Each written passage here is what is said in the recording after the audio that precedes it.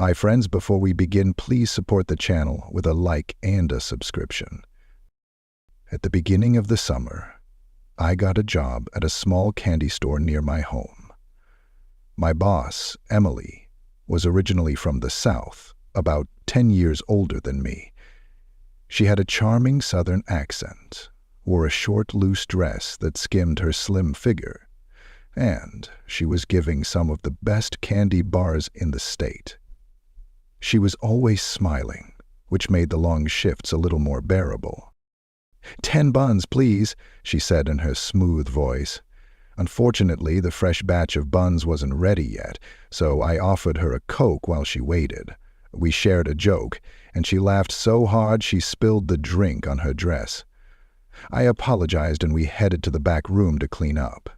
It was one of those moments where it seems like it could end up either awkward or funny, but it ends up being both. "Help me scrub this off," she said, pointing to a stain near her chest. As I scrubbed the stain away, our eyes met, and suddenly one thing led to another. The atmosphere in the back room changed completely. Before we knew it, we were on the kitchen table, surrounded by candy, milk, and chaos. It was a whirlwind of emotions, excitement, guilt, and adrenaline. I guess I don't need to explain why I never went back to that candy store. I never even bothered to get my last paycheck. This is the beginning of my story of how infidelity sometimes changes everything. I met my wife, Jessica, when I was studying to be a computer programmer. Jess was training to be a teacher, humble and conservative. She was the complete opposite of Emily. Our dates were casual, walks in the park, quiet movie nights, and classes.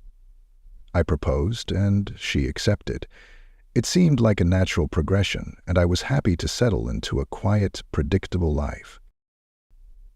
Shortly afterward, I met her family. Jessica's mom was a military general, which took me by surprise. She was strict, bossy, and exuded an aura of authority that made me a little nervous. She insisted that I move in with her after the wedding, and I reluctantly agreed. My mother-in-law, surprisingly, did not boss me around, but found me a job in the IT department, where she worked. She seemed to be trying to help, but there was always tension in the air. On my first day, she called me in to fix a computer. As I worked, she pressed her chest against my back and whispered, "Here's the problem," and her hand covered mine. I tried to ignore it, but the situation escalated. She would slip my hand into a robe or playfully go around me. It was like a game to her. She was testing how far she could get me without anyone noticing. Then came the announcement of a week-long business trip. The first night, my mother-in-law showed up at my door with a bottle of wine. 3 bottles later, she was in my lap and I couldn't refuse her. For the rest of the week, she came to my room every night. The feeling was surreal, like I was living someone else's life. Back home, I thought it was over, but she had other plans.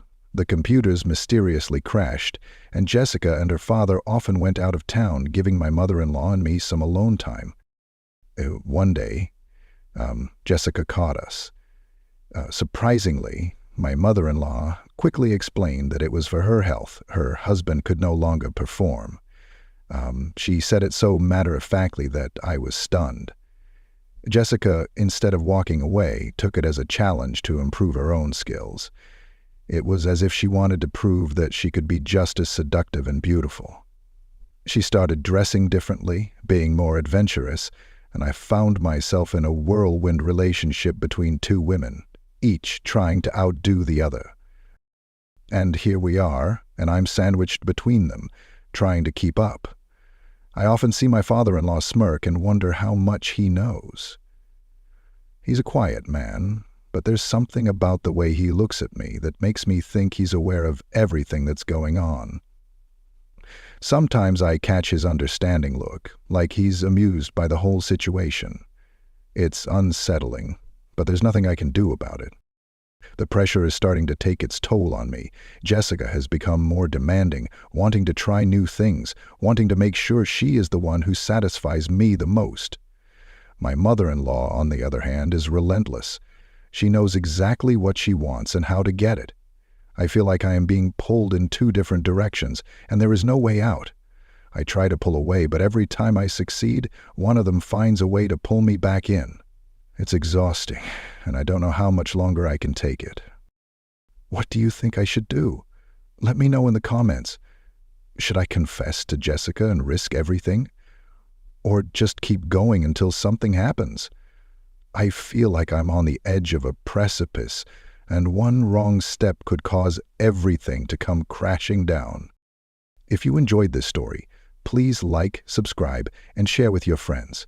Thanks for watching, and see you next time.